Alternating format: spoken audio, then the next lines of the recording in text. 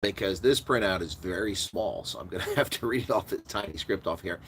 And those two retina tears have caused me some issues, so I use these reading glasses periodically. But welcome back to the program. This will be a short broadcast talking about how rental car companies in America are screwing their customers, even their top flight customers.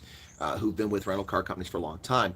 People ordering generic cars and then getting assigned electric vehicles, and the requirements by these companies for these electric vehicles are ludicrous.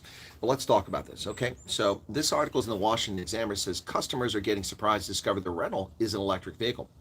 Rental car customers say they're receiving electric vehicles that they didn't sign up for, with little or no warning from the rental companies. In some cases, it causes major headaches because people lack experience driving rental cars or charging electric vehicle. Now, the Washington Examiner spoke to several people who booked generic or standard rental cars online through major rental companies like Hertz, Avis, and Budget, but they were given electric vehicles instead. It's also a topic of complaint on many reviews and social media. So Richard H., a software company owner from Oregon, landed in Minneapolis. And back in June, he grabbed his luggage and went to the airport, the Hertz terminal, where he pre-booked his car. Now, he is a President Circle member at Hertz. That's the top tier.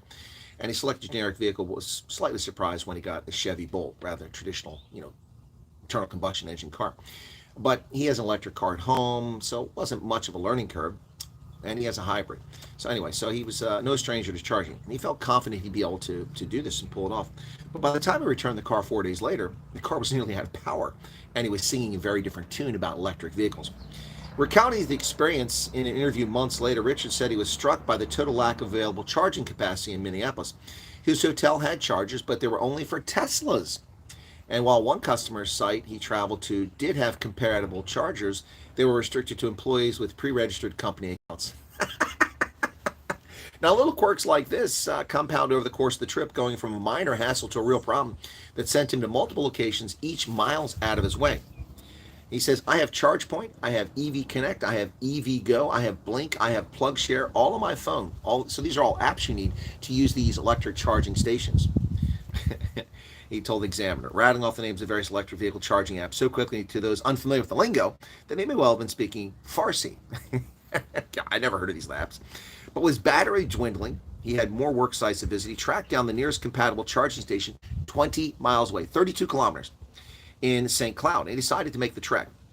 Then when he got there, he was prompted to download a new app that only works in Minnesota, and it was the only one that accepted that station. Well, he downloaded, he complied, and he created an account. Then he had to pay $15 to sign up to use the app. And he said, but then the charger did not work. Neither did the next one, or the one after that. By the time he reached the city of Alexandria, roughly an hour's drive from St. Cloud, his options were dwindling. Eventually, he was able to track down a single free-use charging station nearby Chevrolet dealership. By the time he pulled in, the dealership was closing, and it was getting dark, but the charger worked. And while sitting in an empty car at dusk might not have been the evening he envisioned, it turned out to be the right decision. By the time he pulled up to the Minnesota airport to return the rented vehicle, it was at just 12% of the battery. Now, Hertz requires you return it at 70%. Now, how the hell is he supposed to return at 70% where there's no charging stations? He said, so many different places I tried to charge were either broken or unavailable to me or made for a different vehicle. I ended up having to camp out in front of the car dealership for 3 hours at night. Well, now that's a nice improvement over the internal combustion engine where I pull up at a petrol station and 7 minutes later, I'm on my way with a full tank of gas. It takes me 600, 700, 800 kilometers on a tank full, not 300 kilometers in an EV where you have to sit for 3 hours freezing your ass off. This is the fantasy of the demonic crap weasels on the left. They want us all to be robbed, murdered, raped. Can you imagine a 19-year-old girl sitting, or a 16-year-old, because you have a license in America, your parents are rich, they give you a car, you sit at a charging station and get sexually assaulted at night because you can't top off your car in a well-lit petrol station and be on your way with a credit card in 10 minutes or less. My goodness. He isn't alone in his experiences. U.S. rental companies have embraced ambitious electric vehicle adoption plans, reflecting both the efforts of the U.S. auto manufacturers and the Biden regime's effort to hit 50% electric vehicle. So that's what they're trying to do. They're not going to get individual Americans to be stupid enough to all adopt these electric vehicles. Now, I'm not saying if you have an electric vehicle, you're stupid. it meets some people's needs. If you live in an urban center, you drive your car occasionally, it works well for you. But it doesn't work well for people who live in rural areas or who need trucks with lots of power and torque to get things done. So, now one effect has been that some customers have been surprised to discover their rental is actually an electric vehicle. Some drivers said they were given a hard time when they attempted to swap out the electric vehicle for an internal combustion engine at airport locations. One driver waited 2 hours for a non-electric vehicle to become available. Another was told only gas-powered car on the lot was a large minivan, which he accepted. Now, rental car companies do not disclose the exact number of electric vehicles in their fleets, nor the number of chargers they have available at a given location, making it difficult to determine the extent of this problem. User experience also depends heavily on location, the type of electric vehicle, and availability of nearby chargers, including fast charger availability. But even fast charger doesn't get you done in 5 or 7 minutes. Yeah. But somewhere in the mad dash towards electrification, it seems as though rental car companies, or at least some of the drivers that utilize the services, are at risk of falling through the cracks. Yeah. Now, Hertz and Avis, Hertz and Avis, they never merged, but Hertz and Avis each acknowledge obstacles they face in embracing electrification, due in part to the high maintenance cost of electric vehicles, which cost roughly twice as much as gas-powered vehicles, but they also lack the knowledge from renters, many of whom have never operated an electric vehicle. Make no mistake, we are developing a clear understanding of the key levers needed to deliver a more profitable EV rental fleet in a world that is moving toward electrification, Hertz CEO Stephen Sherritt told investors during a quarterly earnings call. Yeah, Stephen Sherritt, you're an idiot. You're an idiot. You are an idiot. Stephen Sherritt. That's nonsense. This is part of the Biden regime's crooked effort to force people to use these vehicles that are unreliable, costly, damaging to the natural environment, with the extraction of rare earth elements, destroying entire ecosystems, to create this fantasy electrical vehicle fleet to be powered by stations that have unreliable solar and wind generated power. That doesn't happen at night, by and large, for solar, and is intermittent with wind, to say the best. This is a fantasy, an absolute fantasy of demonic crap weasel leftists who do not understand the energy demands of the 21st century, or do not care, because they'll jet about in their private little fleet of, elite Lear jets going from place to place, going to this shot, going to all these nice little Vail, Aspen, Colorado for their ski vacations, flying to Switzerland. I said Gestadt. Or being chauffeured around with their bodyguards with weapons while they try to take ours away. No. Don't fall for this, folks. There's a time and place for an electric vehicle, but having a billion electric vehicles on this planet is disastrous for this planet and for its natural environment. Don't fall for the nonsense. It's total nonsense. Look at the experience of this gentleman who has a hybrid, who knows how to use a vehicle because he's come from Little Oregon, comes from Oregon, knows how to use a hybrid. And who knows, he was probably charged for not having that vehicle at 70%, because now they can't give the car out right away. They can't just wash the car and turn it over to the next customer.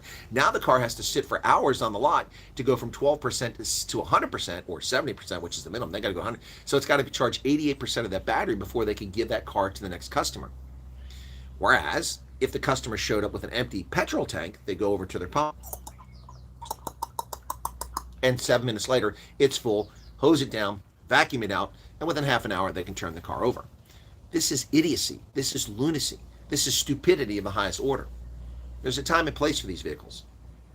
But it's not rental car companies as a means by the corrupt Biden regime to force 50% electric vehicles without any regard for the natural environment. Ladies and gentlemen, the environmental cost of this garbage will become clear to people in the next 2 decades, after they've destroyed our water table, after they've destroyed mountains, wiped out entire ecosystems, killed species to make electric cars. And we all sit in the dark and freeze our ass off because we have no electricity, because of the drain on the grid. Meanwhile, the Chinese are building 350 coal-fired power plants each and every year to meet their energy demands, buying coal from Richards Bay, shipped from South Africa, to meet their coal energy needs. But we're being decarbonized.